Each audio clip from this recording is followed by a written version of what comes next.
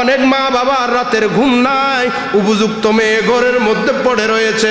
1 লক্ষ টাকার জন্য 2 লক্ষ টাকার জন্য মেয়েকে বিয়ে দিতে পারছে না, অথচ পাশে আরেকজন পয়সাওয়ালা তার ছেলের বিয়েতে মেয়ের বিয়েতে কোটি কোটি টাকা অপচয় করতেছে। এই বড় লোকের ফিতনা থেকে আল্লাহ তুমি আমাকে কি করো, রক্ষা করো। আল্লাহর কাছে পানা চাইতে হবে।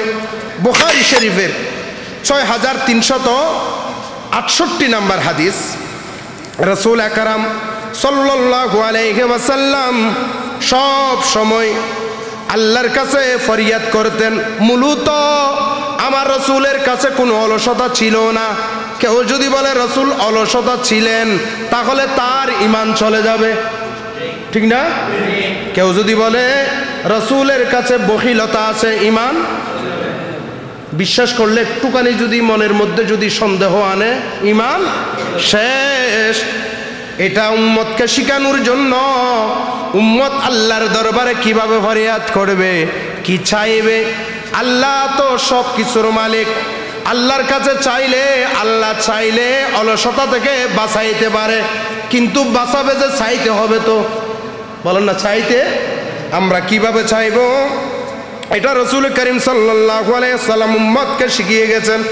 আন আয়েশা রাদিয়াল্লাহু আনহা, হযরত আয়েশা সিদ্দিকা রাদিয়াল্লাহু তাআলা আনহা থেকে বর্ণিত, তিনি বলেন আন্নান নবিয়্যা সাল্লাল্লাহু আলাইহি ওয়াসাল্লাম কানা ইয়াকুল, তিনি বলেন নিশ্চয় রাসূল করিম সাল্লাল্লাহু আলাইহি ওয়াসাল্লাম সব সময় আল্লাহর দরবারে বলতেন, আল্লাহর দরবারে ফরিয়াদ করতেন। কি করতেন?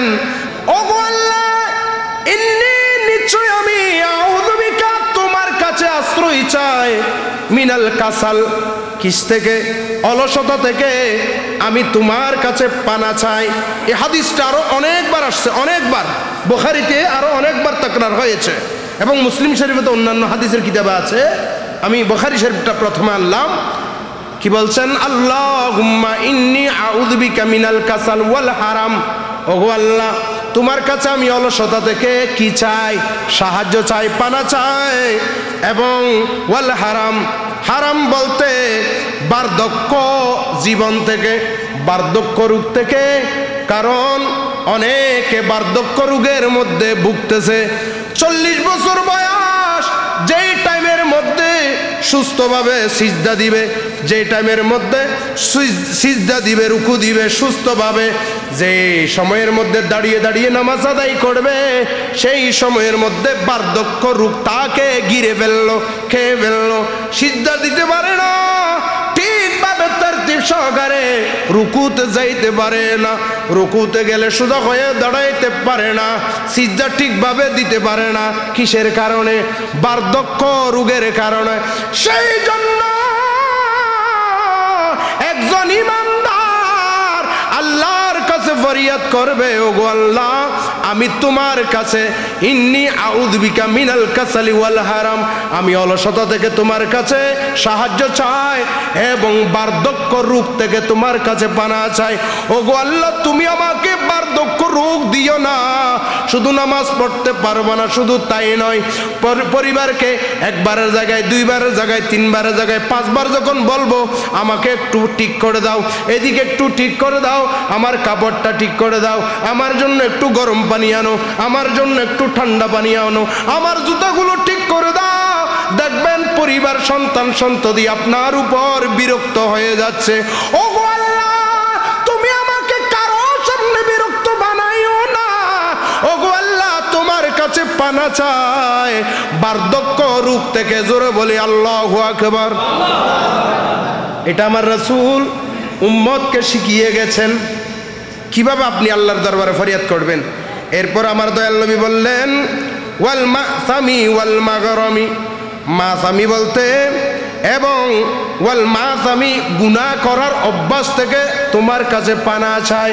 ওগো আল্লাহ যে অভ্যাস, অনেকের অভ্যাস আছে গুনাহ করার, ওগো আল্লাহ গুনার কাজ দেখার সাথে সাথে, পাপের কাজ দেখার সাথে সাথে আমার ভিতরে যেন অনীহা চলে আসে, গুনার কাজের প্রতি, পাপের প্রতি এইভাবে তুমি আমার ভিতরে অনীহা সৃষ্টি করে দাও, আমাকে তুমি মাসামি ওয়াল মাসামি ওয়াল মাগরামি, তুমি আমাকে গুনাহ থেকে রক্ষা করো, গুনার অভ্যাস থেকে বাঁচাও, ওয়াল মাগরামি, এবং ঋণ থেকে তুমি আমাকে বাঁচাও। বর্তমানে কত সুন্দর পরিবার চলতেছে, হঠাৎ করে স্ত্রীর অসুখ হইল, 2-3 লক্ষ টাকা যা ছিল সবগুলো খরচ হয়ে গেছে। এরপর ঋণ করা আরম্ভ করলো, করতে করতে 10 লাখ টাকা ঋণ হইল। হয়তো স্ত্রী বেঁচে আছে, হয়তো সন্তান বেঁচে আছে, কিন্তু হয়তো সন্তান মারা গেছে, মারা গেলেও ঋণটা দিতে হবে, বেঁচে থাকলেও ঋণটা দিতে হবে। ঋণের বোঝা কত বড় বোঝা, কত বড় কষ্ট, কত বড় টেনশন যে ঋণের মধ্যে পড়েছে সেই জানে। এলাকায় এলাকায় যে কিস্তি, সোমবার আসলে অনেকের গায়ের জ্বর চলে আসে টেনশন। কেন? মঙ্গলবার কি কিস্তি। সেই জন্য ঋণের বোঝা কত বড় রোজ বোঝা। আমার দয়াল নবী কেমন মনোবিজ্ঞানী দেখেন, উম্মত কিসে কিসে কষ্ট পাবে, কষ্ট থেকে পরিত্রাণ করবেন কে? বাঁচানোর মালিক কে? ঋণ থেকে বাঁচানোর মালিক কে? তাহলে বাঁচানোর মালিক যিনি, উনার কাছে আপনি কিভাবে ফরিয়াদ করবেন, আমার রাসূল উম্মতদেরকে শিখিয়ে দিচ্ছেন। সুবহানাল্লাহ বলি। এরপরে আমার দয়াল নবী আরো বলেন, ওয়া মিন ফিতনাতিল কবর ওয়া আযাবিল কবর, ও আল্লাহ তুমি আমাকে কবরের ফিতনা থেকে আমাকে রক্ষা করো। কবরের ফিতনা বলতে যে কাজগুলি করলে আমার কবরটা জাহান্নামের গর্ত হয়ে যাবে, যে কাজ করলে ওই কবরটা আমার জন্য একেবারে সংকীর্ণ হয়ে যাবে, যেই কাজ করলে ওই কবরের ভিতরে আরামের বদলায় হারাম হয়ে যাবে, ওই কবরের মধ্যে আমার জন্য আমি যাবার আগে সাপ বিচ্ছু রেডি হয়ে থাকবে। ওই রকম যত কবরের ফিতনা আছে, যেই কাজ করলে আমি কবরের মধ্যে গিয়ে ফিতনায় পড়ে যাব, কষ্টে পড়ে যাব, ওই কাজ থেকে তুমি আল্লাহ আমাকে রক্ষা করো। আমিন বলি, জোরে বলি, আরো মহাব্বত নিয়ে বলি। এবং ওয়াদাবিল কবর, এবং কবর আযাব থেকে আল্লাহ তুমি আমাকে রক্ষা করো।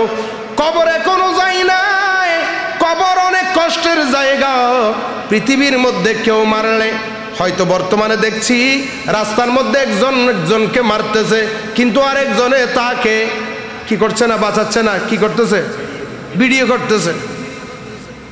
কিন্তু ওখানে তো ভিডিও করার জন্য কেউ পাবেন না, এত ভিডিও করে মানুষের মাঝে ছড়িয়ে দিল। হয়তো ওখানে ফেসবুকের মধ্যে, টুইটারের মধ্যে মানুষ প্রতিবাদ করা আরম্ভ করলো, কিন্তু ওখানে যে ফেরেশতা যে মার শুরু করবে, ভিডিও করবে কে? প্রতিবাদ করবে কে? করার মতো কেউ আছে? বলেন না, কেউ আছে? ওখান থেকে আল্লাহর এই ধরা থেকে বাঁচাইতে পারবে রাসূল আকরাম সাল্লাল্লাহু আলাইহি ওয়াসাল্লাম। আর আমার রসুল কি এমনে বাঁচাবেন? রসুলের ভালোবাসা, রসুলের সুন্নাত যদি আপনার ভিতরে না থাকে, এমনে এমনে রসুলের আদর্শ যদি আমাদের ভিতরে না থাকে। রাসূল আকরাম সাল্লাল্লাহু আলাইহি ওয়াসাল্লাম আল্লাহর কাছে ফরিয়াদ করছেন, আল্লাহুম্মা ইন্নী আউযু বিকা মিনাল কাসাল, আল্লাহ তুমি আমাকে অলসতা থেকে বাঁচাও। উম্মতের জন্য এটা দোয়া করেছেন, কিন্তু আমরা উম্মতরাও পড়ে আসি, এদিকে আজান দিচ্ছে খবর নাই, ইকামত দিচ্ছে খবর নাই, হঠাৎ করে দৌড় দিচ্ছি এমনে। সালাতুন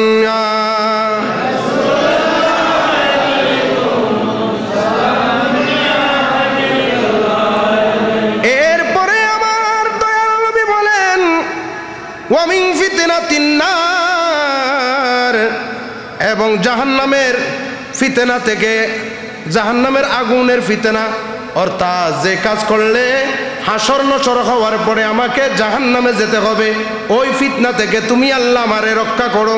ওয়াদাবিন নার, এবং ওই নার, ওই আগুনের, জাহান্নামের আগুন থেকে, আযাব থেকে তুমি আল্লাহ আমাকে রক্ষা করো। ওয়া মিন শাররি ফিতনাতিল গিনা, এবং বড় লোকের ফিতনা থেকে আমাকে রক্ষা করো।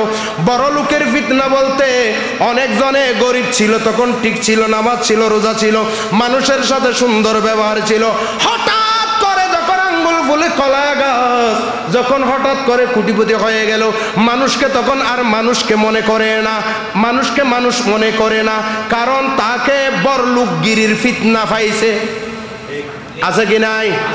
অনেক বড় লোক দেখবেন কেমন বড় লোক, পয়সাওয়ালা হওয়ার পরে মেয়ের বিয়েতে ছেলের বিয়েতে কোটি কোটি টাকা অপচয় করতেছে, কিন্তু তার পাশে এবং তার আত্মীয়ের ভিতরে অনেক আত্মীয় রয়ে গেছে যাদের মেয়ে উপযুক্ত, ছেলে উপযুক্ত, মেয়েকে বিয়ে দিতে পারছে না কিসের অভাবে? কিন্তু 1 লক্ষ টাকার জন্য, 2 লক্ষ টাকার জন্য অনেক গরিব, অনেক অসহায় ছেলে লেখাপড়া করতে পারছে না, বিয়ে করতে পারছে না, অনেক মা বাবার রাতের ঘুম নাই, উপযুক্ত মেয়ে ঘরের মধ্যে পড়ে রয়েছে, 1 লক্ষ টাকার জন্য, 2 লক্ষ টাকার জন্য মেয়েকে বিয়ে দিতে পারছে না, অথচ পাশে আরেকজন পয়সাওয়ালা তার ছেলের বিয়েতে, মেয়ের বিয়েতে কোটি কোটি টাকা অপচয় করতেছে। এই বড় লোকের ফিতনা থেকে আল্লাহ তুমি আমাকে কি করো? রক্ষা করো। আল্লাহর কাছে পানা চাইতে হবে। ওয়াউযু বিকা মিন ফিতনাতিল ফাকরি, এবং গরিবী হালতে যখন যাই, ওই হালত থেকে, ওই আমি যখন গরিব হয়ে যাব, যখন গরিব অসহায়, তখনও আমাকে গরিবীর একটা ফিতনা আছে। ফিতনা আছে না নাই? অনেক গরিব মানুষ, আত্মীয় একজন হলো বদ আকীদা, বদ আকীদা। অনেক ইমানি মুসলমান আছে বলে সে তো বদ আকীদা, সে আমার কোনো আত্মীয় নয়। আবার অনেক দেখবেন বদ আকীদা যায় বলে সে এদিকে মিলাদ কিয়াম করে, আমার রাসূল আকরাম সাল্লাল্লাহু আলাইহি ওয়াসাল্লামকে নূর বলে, গরিব, কিন্তু তার আত্মীয় একটা পয়সাওয়ালা, মোটা পয়সাওয়ালা। যখন পয়সাওয়ালার কাছে যায়, আত্মীয়ের সাথে মিলে, সেইও বলে নবী আমাদের মতো সাধারণ মানুষ, তাহলে গরিবই তাকে ইমানটা নষ্ট করে ফেলছে, পয়সাওয়ালার ফাঁদে পড়ে। তাহলে গরিবীর মধ্যে পড়লে অনেক কিছু, অনেক অনেক ফিতনা পড়ে। এগুলো আমি ভেঙে ভেঙে বলতে গেলে এরকম 3-4 জুমা লাগবে। আমি শুধু সাধারণ একটা উপমা দিলাম, কারণ 2-3টে উপমা দেওয়ার মতো সময় নাই। এরপরে আমার দয়াল নবী বলেন, ওয়াউযু বিকা মিন ফিতনাতিল মাসিহিদ দাজ্জাল, ও আল্লাহ দাজ্জালের ফিতনা থেকে আমাকে রক্ষা করো। সুবহানাল্লাহ বলি। আল্লাহর কাছে কিভাবে ফরিয়াদ করবেন আমার নবী শিখিয়ে দিচ্ছেন। এবং আল্লাহুম্মা গসিল আন্নি খতায়া বিমাইস সালজি ওয়াল বারাদ, আল্লাহ তুমি আমার কলবটা সমস্ত পাপ থেকে মোচন করে দাও, আমার কলবটা তুমি পরিষ্কার করে দাও। বরফের পানি, শীতল পানি, তুমি শীতল পানি দ্বারা আমার কলবটা তুমি ঠান্ডা করে দাও, গোসল করিয়ে দাও, ধৌত করিয়ে দাও। সুবহানাল্লাহ বলি। ওয়ানাক্কি কলবি মিনাল খতা, এবং ওয়ানাক্কি কলবি আমার কলবটা পরিষ্কার করো। কেমন ভাবে? কামা নাক্কাইতা সাওবাল আবয়াদা মিনাদ দানাস, যেইভাবে ময়লা কাপড়কে যেভাবে তুমি পরিষ্কার করে দাও, সেইভাবে আমার কলবটা কি করে দাও? পরিষ্কার করে দাও। সুবহানাল্লাহ। ওয়া বাঈদ বাইতি ওয়া বাইনাল খতায়া, এবং আমাকে তুমি আমার থেকে দূরীভূত করে দাও। ওয়া বাঈদ বাইতি ওয়া বাইনাল খতায়া, সমস্ত খতা, সমস্ত খারাপি আমার থেকে কি করে দাও?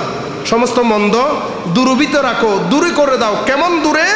কামা বাঈদ বাইনাল মাশরিকি ওয়াল মাগরিবি, যেইভাবে পশ্চিম থেকে পূর্ব যেই দূরত্ব আছে, পশ্চিম থেকে পূর্ব অনেক দূরত্ব না? পশ্চিম থেকে পূর্ব, যেদিক থেকে সূর্য উঠে, যেদিক থেকে সূর্য ডুবে, যেদিকে সূর্য ডুবে, অনেক দূরত্ব না?